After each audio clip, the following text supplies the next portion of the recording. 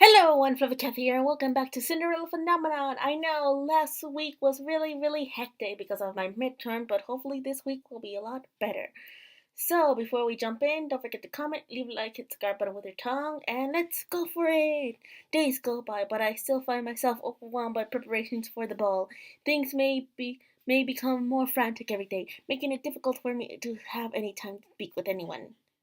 Eventually, I decide to write a letter containing my suspicions of Sir Alcester. I tell Parfait and Delora that I believe he might be the witch they are looking for. I also added that I believe Fritz might somehow be involved, though my suspicions are not as well founded with him. To make matters worse, he went and disappeared. Oh, dear God. I have not heard anyone mention his name here for a very long time. Oh, gosh. I am forcefully pulled from my thoughts when I collide with someone. The linens I have been holding scattered all over the floor. Excuse me, I did not. I look up and my voice trails off when I see who I bumped into. Oh no, it's Mythos. Lost in your thoughts. Sir Mythos looks at me, something veiled in his smiling eyes. I suppose those are the linens the Queen asked for?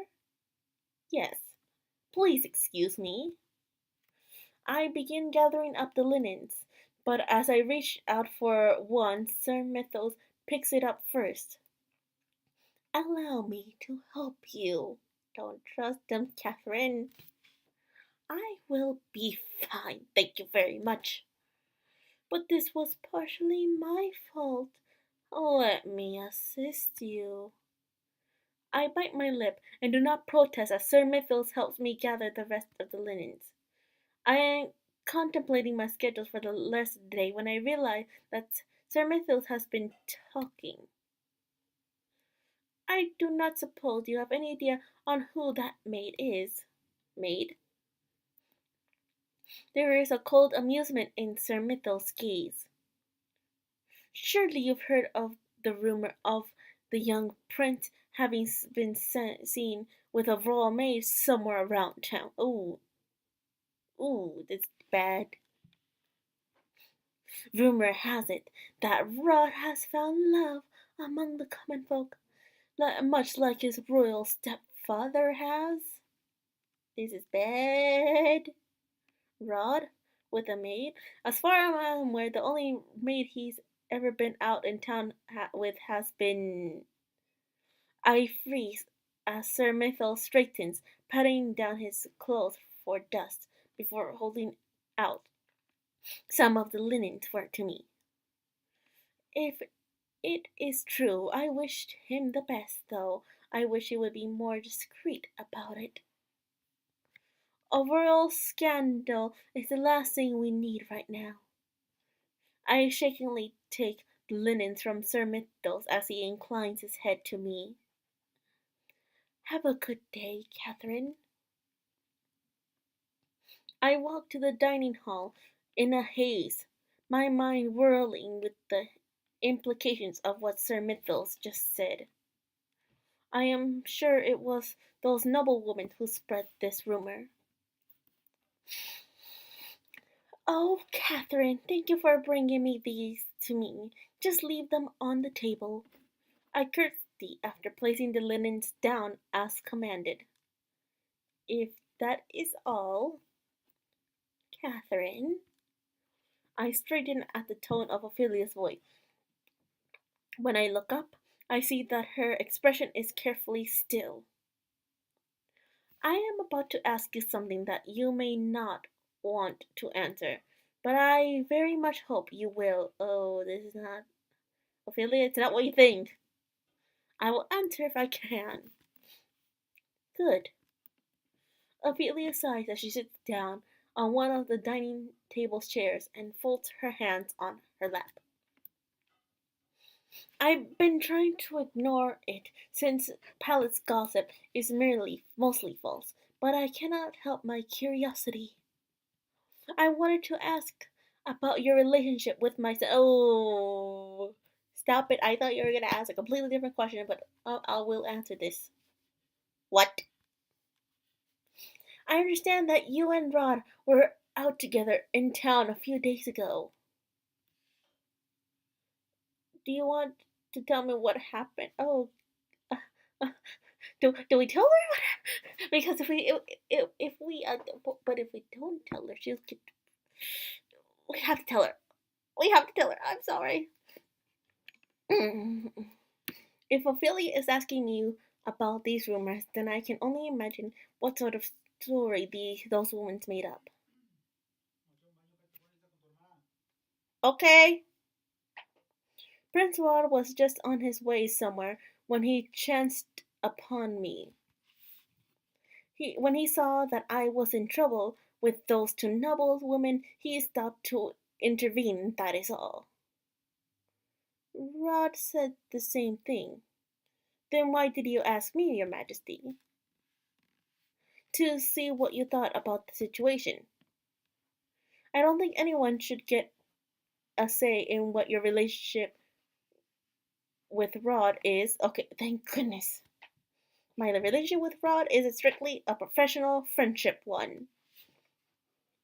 I like you, Catherine, and I'm certain that you're good for Rod. If I had my way, I would let him court you. Oh, we're siblings. I don't care if we have siblings, but we are siblings regardless. Siblings! I feel heat in my cheek as I trip over my words. The prince and I are not in a relationship. A member of the royal family cannot end up with a servant. Where, where's there love, there's hope.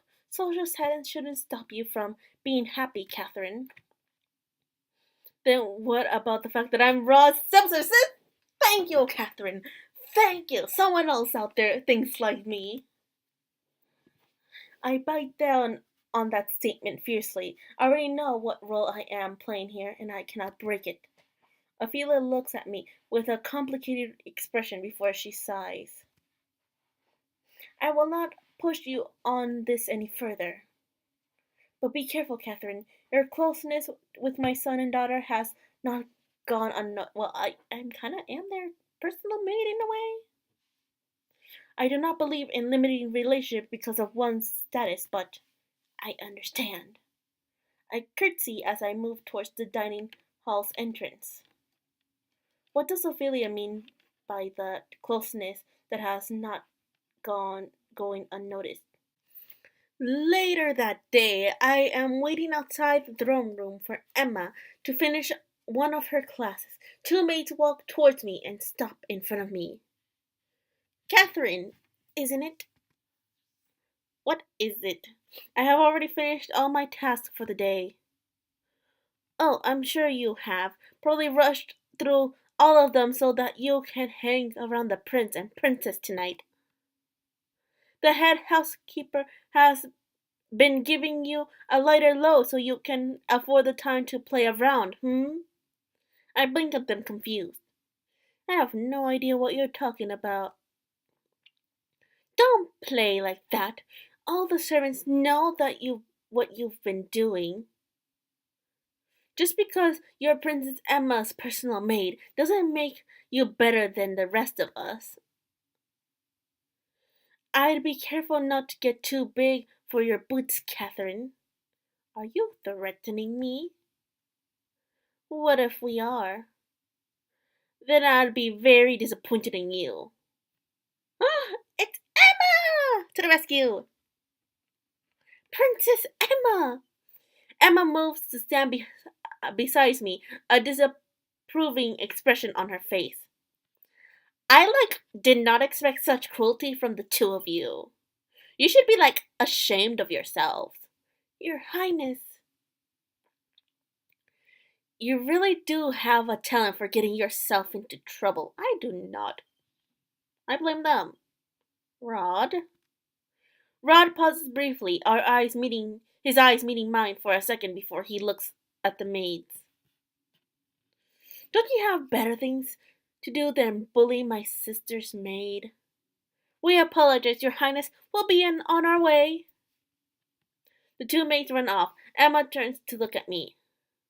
Are you okay, best friend? I am about to answer when I notice that Rod is abruptly walking away from us. I frown at his back. He had only just started being nice to me, and now he is back to acting as if I do not exist. I think it might be better this way, Catherine. What did I do? Absolutely nothing, girl. You just keep being you. Emma puts her hands on my back and gently pushes me forward. You wanted to, ask him something, right? I can, see it in your eyes. Emma smiles. She pushes the door to the throne room open. I have, a few more questions to ask my teacher, so I'll be, a while. But she disappears into the throne room before I can finish. I glance down the hallway. Rod just disappeared down, and then back to the throne room. My thoughts whirl in a vague mess until I make my decision. Wait!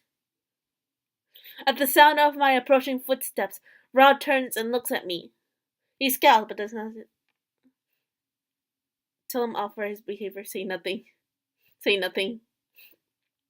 I feel abruptly tongue-tied when I come face to face with him. It is likely that my telling him off will result in some sort of altercation, and would not be good. See, I think just oh gosh, it's getting a little dark here. Where has the light gone? There we go, and it's back. What? Hey, I want to be friends with you. I have better things to do than be gapped at. Rod turns away from me. I am left to stare dumbly after him. What is wrong with him? Normally, he is not so afraid to speak his mind. I frown as I feel a dull ache throbbing somewhere deep in my chest. What is this? Why do I feel sad, Catherine? He's your brother. Go comfort him. Normally, Rod's distance does not make me feel like this. And yet now, am I really so sad that he does not want to speak with me? I shake my head, and I take a deep breath to still my mind. Do it, Catherine. Say something to him. Say that he's your brother. It is better not to think about it. He's your brother! Say, oh, it's the ball. Oh, Lordy, it's the ball. Panic. Panic everywhere. It is the day of the ball, and I am waiting for Emma to finish her last dance rehearsal. The lesson was over an hour ago, but Emma remains here to continue practicing the steps. Meanwhile, I am preoccupied with the thoughts of Rod's curse. I cannot believe that Rod traded his voice for a title. So the reason the king was able to find Ophelia was because of Rod? Yes, it is, Catherine. It is a little difficult to wrap my head around the implications, but one thing bothers me. Rod told me why he has the curse, but he gave no explanation as to how to break it. How did it go in the original fairy tale? Emma finishes up the last steps of her routine before walking over to me. I handed her the glass of water I was holding for her. Thank you, Catherine. You're like my BFF forever. Emma must notice my curiosity because she stops to look at me quizzically. Words. Is something the matter, girlfriend?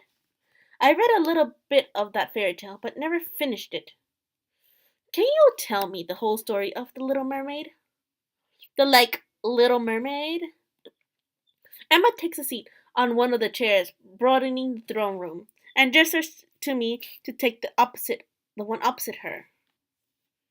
Telling a fairy tale is always a good way to wind down.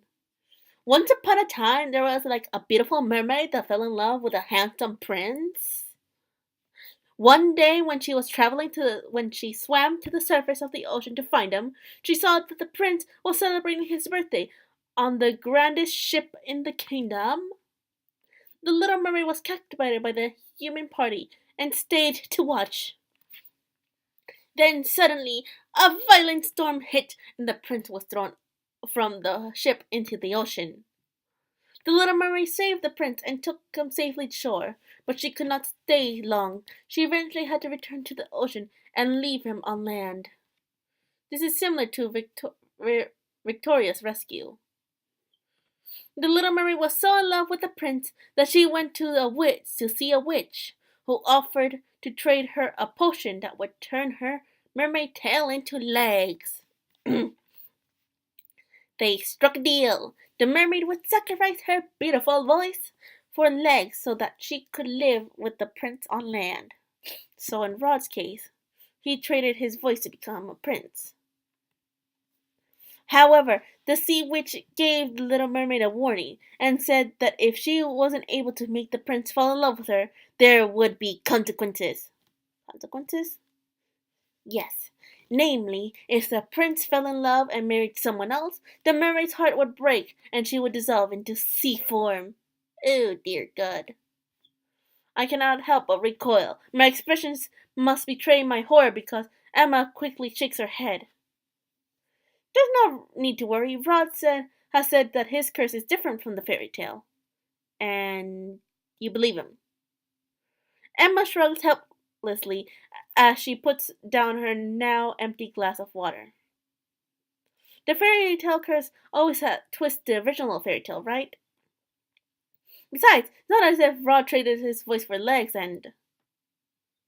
I never heard of a cursed person that dies because they cannot break their curse. That may be true, but Emma does not know what Rod traded his voice for. She does not know that he did it to become a prince for Victoria. Rod is always hiding things from her. Is it possible that Rod will die on the day Victoria marries Desmond? Maybe. I still think he's a wizard. Later that day, I find Rod in the dining hall. He appears to be inspecting the seating arrangement for the night's banquet. He glances up briefly to look at me before returning his attention to the placements with the seats, guest names on. I just burped. I'm sorry. What is it? I have been looking for you all morning, man. I am distracted from what I am able to say when I notice Rod switching the position of two play cards. I frown as I catch the name on one of them. He is moving Victoria's place at the table. Is he trying to make sure she sits as far away from him as possible? Surely you have better things to do than stay in here. What happens if you cannot break your curse? Rod's movements shudder before he shakes his head sharply. That is something you do not need to know. Okay, please. Something aches deep in my chest at Rod's coolness. Please, tell me. Brother, tell me, please! Rod startles so strongly that he almost drops the play card he's holding. Please tell me, brother. We have been partners for months now. But I've barely... Yes, I know that it is an unusual partnership and that most of our helping each other has been subtle, but I am only one good deed away from breaking my curse, while you seem to be no closer to breaking your curse than when we started. I will do whatever I can to help you with your curse, Rod. So please, let me help you, brother. Silence falls. Moments later, Rod sighs and looks away from me. Some unspeakable sad emotion shines through his eyes. Tell me, brother. Even if I wanted your help, Catherine, there is nothing you can do. I can try. I can try. But dread settles in the pit of my stomach at Rod's words. Could I be right? Will Rod actually die if he does not manage to break his curse? Emma told me the story of the Little Mermaid. She said that the mermaid dies if the Prince marries someone else. Rod, when Victoria marries Disamond, will you... My voice trails off when I hear the sound of the door behind us. Oh gosh. Is it Ophelia or the king? Rod rushes forward and grabs me before I can glance back at the door. Oh. Ow! Why did he grab me? I become aware of a weight holding me down to the floor. The impact of the ground against my head blurs my vision. It is impossible for me to see what is happening at first. Am I underneath the dining table? I don't think you are underneath the dining table, girl. I struggle to try and sit up, but the weight pushes me down on me again, forcing me to be still. Quiet. Rod, why did he push me underneath the table? I am about to ask him aloud when the sound of footsteps silences me. I cannot help but remember what Sir Mythos was saying about rumors.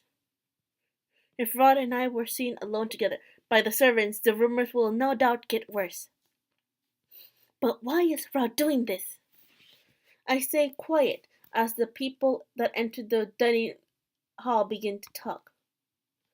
How strange for this place to be empty at this time of day. There is a pause, and then another voice speaks up. You better have good news for me, Mythos. Oh gosh. Sir Alcester and Sir Mythos? I forgot what their voices were. Well, I know Mythos, but Alcester's. Rod's hands tighten on my shoulders. Everything is as you requested, Sir Alcester. There should be no issues. Oh, there better not be. You've disappointed me before, Mythos. I would be careful not to try my patience again. Yes, Sir Alcester. Sir Mythos sounds oddly subservient. But why? The two of them are both ranked equally, and neither of them should have to answer to anyone other than the king. Unless Sir Alcester truly is the witch and is forcing Sir Mythos to obey him with a spell. Girl, it's the other way around. Although I'm not sure about the spell part. With a few minutes after I leave. Wait a few minutes after I leave. We should not be seen together. I do not hear Sir Mythos' response, but I hear Sir Alcester leaving the room. Sir Mythos sighs, but is otherwise silent when he leaves the room after a few moments. I exhale fully as the door finally closes behind Sir Mythos. This is bad. I was so engrossed in Sir Alcester and Sir Mythos' conversation that I only just now realized that Rod is hovering over me. This is awkward. Hey! We can get out of here. Hey, are you alright? You're a little too close to my comfort. I bit my tongue by accident. Are you hurt? Yes, I am. I bit my tongue. You look a little... Rod suddenly pauses as he notices our positions. He stares at me for a few moments, eyes wide. You just now realized? Let's just get under front. Go. He scrambles out from underneath the dining table, and by the time I do the same, he is standing far away from me, his gaze fixed on the wall. He is bright red. It would be funny if I weren't sure I was the same color. Oh gosh, girl, you are the same color. Rod clears his throat. It seems that Sir Alcester really is the witch if he has the ability to make Sir Mythos obey him. Lady Parfait should be told immediately. Rod turns his heel to leave the tiny room. Rod, wait! Bada! What? This is urgent, princess. I can't just... When Victoria marries Disamond, will you die? I just need to know. Bada! Rod pauses for a moment, but I can tell from his pained expression that he will not speak. You're running out of time, Rod. My eyes flit between Rod and Sebi. Sebi and Rod. What does that mean? Nothing. He turns away from me once again and starts walking away. Rod. Butter! There must be something in my voice that makes Rod stop because he turns to look at me. Please stop running away from this, from me. Butter, I need you, I love you. Not in the whole romantic way, I mean more like a I love you as a family way. What would knowing the answer achieve, Catherine? Though Rod's words are harsh, his tone is soft. There is nothing anyone can do. Leave it alone, Catherine. It's for the best. I cannot help but get mad at Rod's dismissive tone. I move towards him, frowning. How can you say something like that? You are not the only person that will be affected if you keep refusing to do anything to break your curse. Can you imagine what your death would do to your sister, to your mother? Losing you would destroy them! Rod's face is suddenly inches away from mine. He places his hand to the walls behind me, caging me in. His face is flustered with anger, but the look in his eyes is tormented. My family has been dealing with the consequences of my actions for the majority of my life. Don't think that I don't know what effects my curse has on the people closest to me. Besides, I don't want to involve you in this too. His voice is a whisper, but I can still hear his words. Rod. Butter, no! Rod pushes away from me and stalks off as I stare after him. He says that, but then he still does nothing to try and break his curse. I do not understand him at all. What is stopping him? I don't know. Rod is absent from the palace for the rest of the day and returns only once the sun has set to prepare for the ball. I have not been able to talk to him since. I assume that he has been to the Martian to tell Delorme Parfait about our suspicions of Sir Alcester being a witch. I hope they come up with an efficient plan for dealing with him. The palace is not safe so long as he is here. The ball is just about to start that evening, and I have been asked to make sure none of the guests are lost and wandering the hallways. Okay, that sounds reasonable. I have been walking around for a while, directing any late guest in the right direction. That should be everyone. But as I turn the corner, I notice two people lingering by a column. Excuse me, the throne room is. I pause when I look more closely at the two men in front of me. I recognize one of them instantly. What is Sir Alcester doing outside the throne room? And who is that man he's with? Ah, Catherine!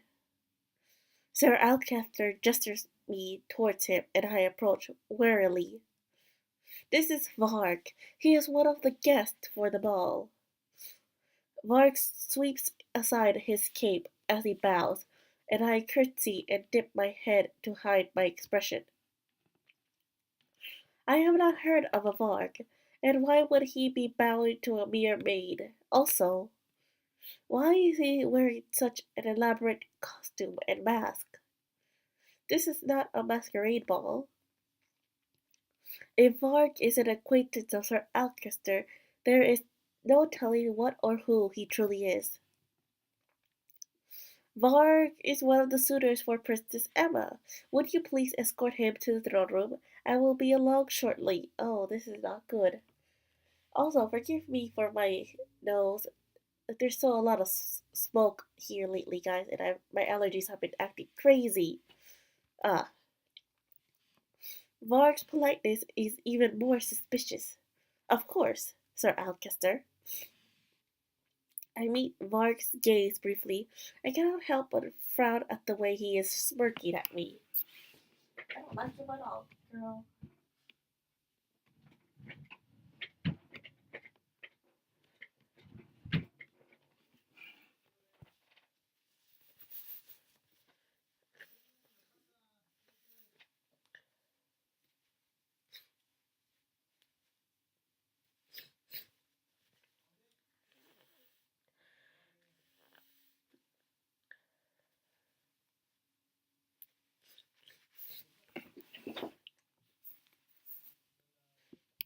This way. Varg and I make our way towards the throne room. I cannot help but feel wary of the fact that he is behind me where I cannot see him.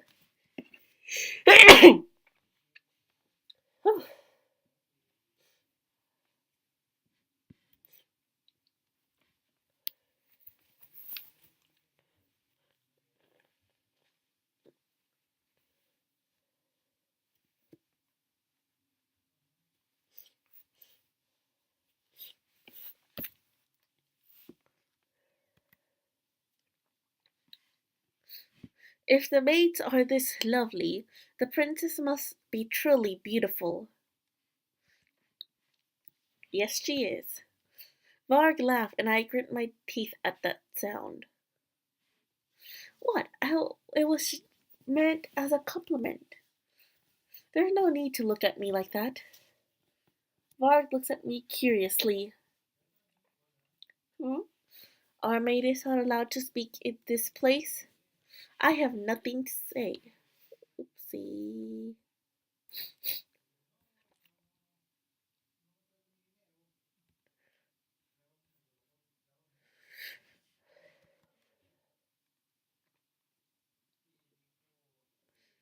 Not the most cheerful person on staff, are you? Thankfully, the doors to the throne room appear as soon as we turn a corner, and I do not come up with a reason response to his words. We are here. I gesture towards the throne room and move to leave, but Varg's voice stops me. You should at least escort me inside and introduce me to the princess, don't you think?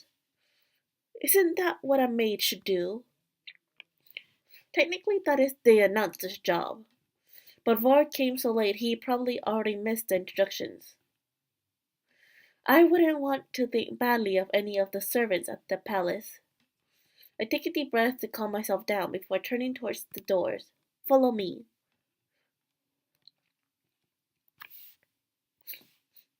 I can tell the moment I step into the room that the official introductions have already passed. Most of the guests have already begun to mingle and scatter across the throne room as the band sets up. No one notices when I walk into the throne room in front of Varg. I do not trust Varg, nor not if he's associated with Sir Alcester. I must have time to warn someone about him while he is distracted. But who? Rod is not here, is he? She said she was gone. But if I choose, I have to look for Rod. Ah, no, no. Return.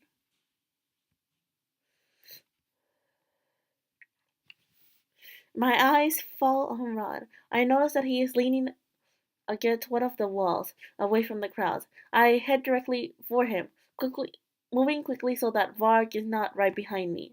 Rod. Rod frowns at me as I come to stand in front of him. What? There is a man here called Varg. I think Sir Alcester brought him. Sir Alcester?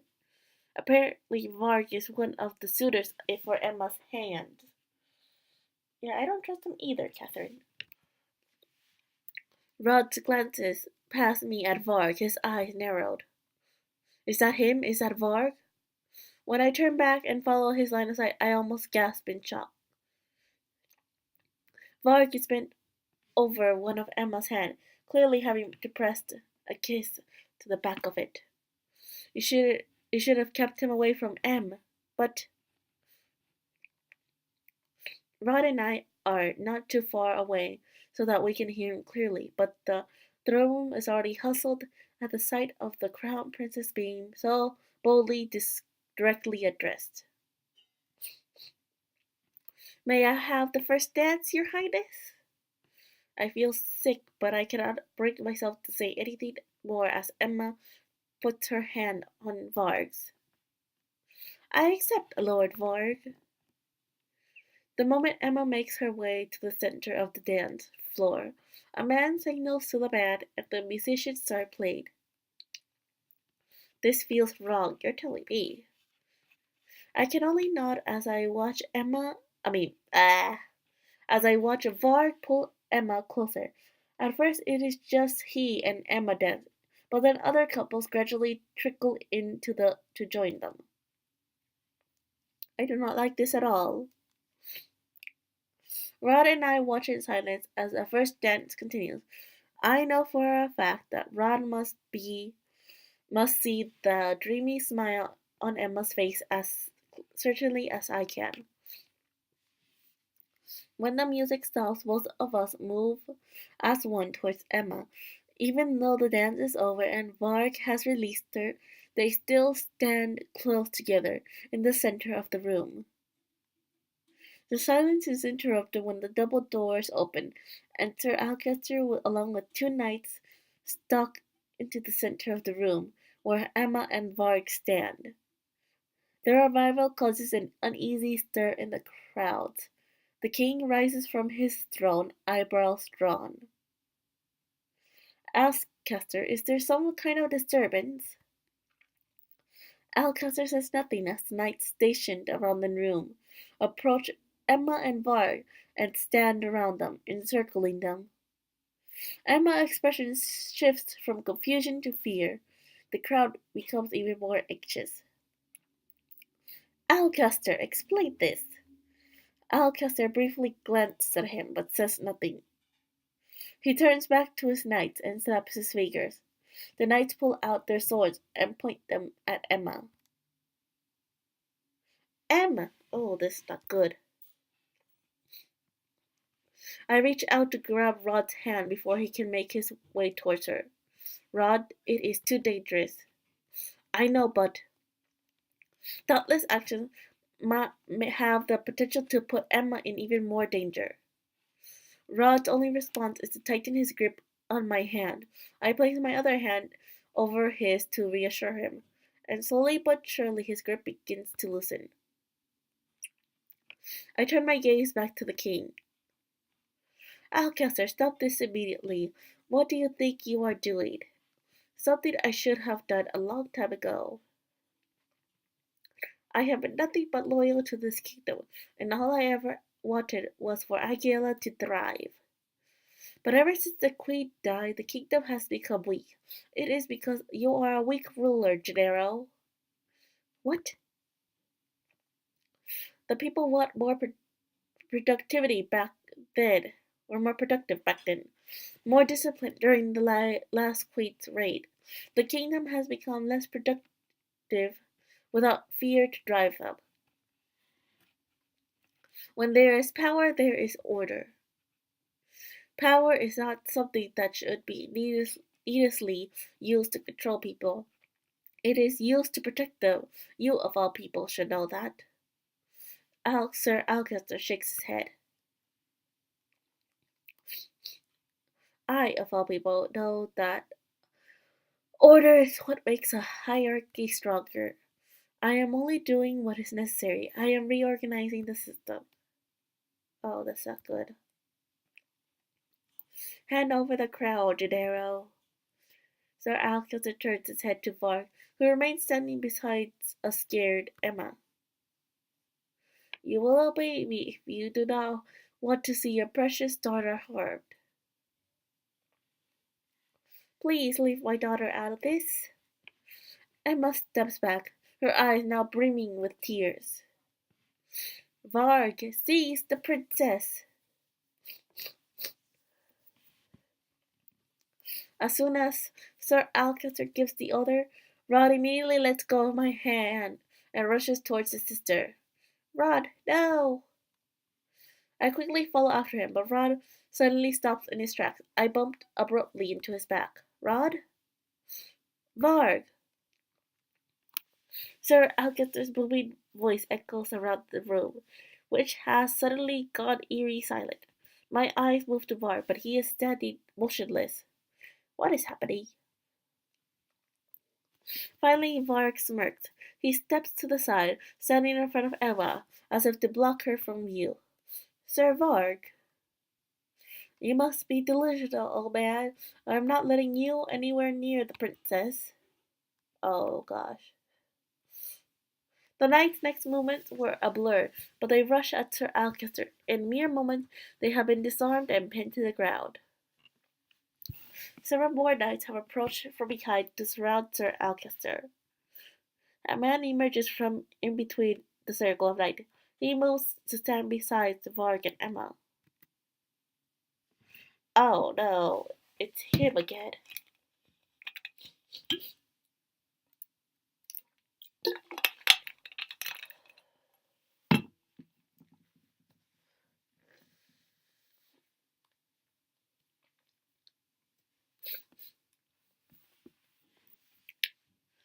Sir Mythos looks at Sir Alcester disdainfully. What is the meaning of this, Mythos? We had a deal. The anger is now palpable in Sir Alcester's flushed face. Did we now? Mythos? Explain yourself. Sir Mythos drops to one knee in front of the king. Of course, your majesty. He raises his head slightly to look at the king. I have known for a long while that the man we see before you is a traitor. I was even aware of his plans, but I cannot tell you of them without any evidence. Two of your knights have tried to inform you of these plans before, but we all looked down on them with disdain. I had to make sure that I did not come unprepared like they did. Okay? Jurian and Garland? What? Both of them knew of Sir Alcaster's plan? Was that the reason they were dishonorably discharged? For false accusations? I knew enough of his plan that I could thwart it. That is why I thought the best way to reveal his dastardly way was to craft a fake alliance with him. Sir Varg and I have been working together to unravel Alcaster's plans, Your Majesty. Varg is an invaluable accomplice. Wait, so Sir Mythos has been pretending to work with Sir Alcaster this whole time? And so we arrived at the events of tonight. I apologize for undertaking this task without seeking your counsel, Your Majesty. But I can think of no better way to end this madness once and for all. You lying snake! Sir Mythos stands and turns to Alcester. His gestures at him dismissively. Seize him! The knight's next movements are a blur. The men rush Sir Alcester all at once, and in mere moments Sir Alcester has been disarmed and is now pinned to the ground. Isn't Sir Alcester a witch? Why is he not using his magic? Mythos, I am indebted to you for saving us. The whole kingdom is. I only did what was necessary, Your Majesty. The king glances at the knights, then at Sir Alcester, his gaze steely. Take him away. Sir Alcester struggles uselessly against the knights as they drag him away. He is nearly at the door when he starts screaming at the king. Gennaro, you are a fool. That man is a witch, a snake. You cannot trust him. No, Alcester, I was wrong to put my trust in you. Even as Sir Alcester is pulled from the room, we can all hear him babbling in the hallways about a witch. With the wrong witch, girl. Sir Alcester never used any magic to escape. Was he not truly a witch? Are you right, princess? I am pulled from my thoughts when I hear Var's voice. Oh, I accidentally skipped it. For a few moments he looks away and his eyes meet mine. His smile is fleeting, but the moments later his attention is back to Emma.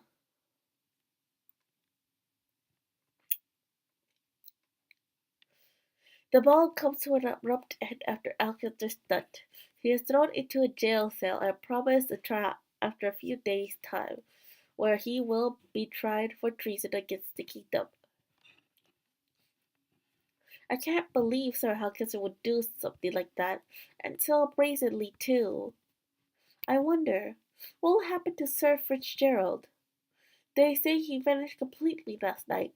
Do you think he was working with his father? I don't think so.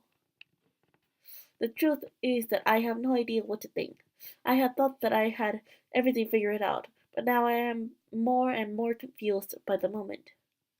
First was always loyal to a father, but then Sir Alcazar was the same way with the king. I have not seen or heard of Fritz for weeks. I cannot really say. Ah, good morning, Princess Emma. Sir Varg. Varg uh, was offered a room at the palace for a few days' visit. He is being treated as Sir Mithel's valued guest. I have heard from the other servants that he is Sir Mithel's relative who lives in a neighboring kingdom. I hope that you are feeling well now, Princess. Yes, thank you for your help last night. Is Emma blushing? I know I won't be here for long, but I do hope you get to know you better during the duration of my stay. I would love that. Then I am looking forward to spending more time with you. Oh, I forgot. I am meant to be in my mother's room right now. Catherine, Sir Varg, see you both later. I curtsy as Emma walks off, leaving me alone with Varg. I cannot help but feel uneasy in his presence. Something about him puts me on edge. He makes me feel uncomfortable. Excuse me, I have errands to attend to. Wait. Before you head out, I have something to give to you. Oh gosh.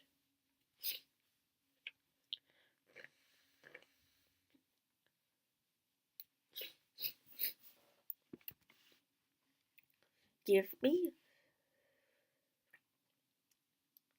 Varg reaches into one of his pockets and withdraws a letter that he holds out for me. Okay, it's a plain letter. What is this about? Huh. Well, I guess you'll have to open it and find out, Princess. What? Oh, he's not supposed to know. My blood turns to ice in my veins. How? He knows I am the princess? That could only mean that he is. I have no idea what you are talking about. Excuse me. I am about to leave when Varg suddenly grabs my wrist. Oh, this is not good. Not good at all.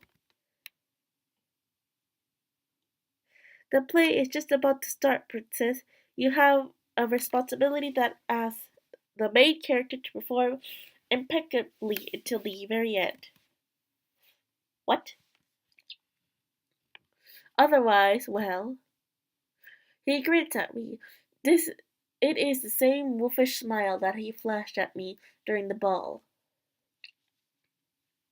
You might miss out your fairy tale ending. What? Before I could say anything else, I feel a hand grip my other arm. Someone tugs me back and away from Varg. Then it comes to stand in front of me. Stay away from her. Rod! Hey, buddy! Rod? Varg looks at Rod, then at me, his smile growing more crooked. What an interesting turn of events. I wonder how this will end for both of you. Tell me, Catherine, what is he to you? A friend.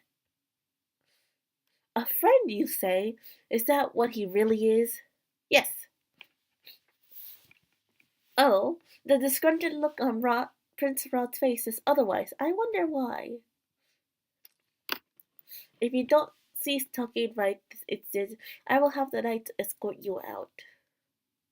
Of course. I apologize for my rude behavior, Your Highness. You seem to know a lot about us. Are you a... I lowered my voice. Are you a witch? You're asking the wrong person, princess. Oh dear. He knows who you really are? I think you two are worried too much about me. After all, I'm just a pawn in this game. Varg dips into an elegant bow and flashes one last smile before walking away. Are you alright? I am. Thank you for helping me. You know I'll do anything for you. What? What? Raj shakes his head before stepping away. Anything for me? That came out of nowhere. Rod coughed, pulling me from the thought. It is possible that he is a witch, or that he is working with other witches, but we have no evidence to prove it. Until we figure out what's going on, you need to be wary of him. I know. Rod smiles at me gently. The look makes my heart thud once, painfully in my chest. Stop staring at me like that. Rod looks away. His cheeks tinged red. I feel my own cheeks warm at the sight. I wasn't staring at all. Are you sure, girl? Are you sure? Both of you are hopeless. Be quiet, Chubby. Rod gives me one last look before finally turning away and walking away. I place my hand over my chest, where I can still hear my thudding heartbeat. This feeling. If this is what I think it is, then I have no right to feel that way about him. He is my stepbrother. Thank you, Catherine. I shake my head to clear the thought, then glance down at the letter that Varg just delivered to me.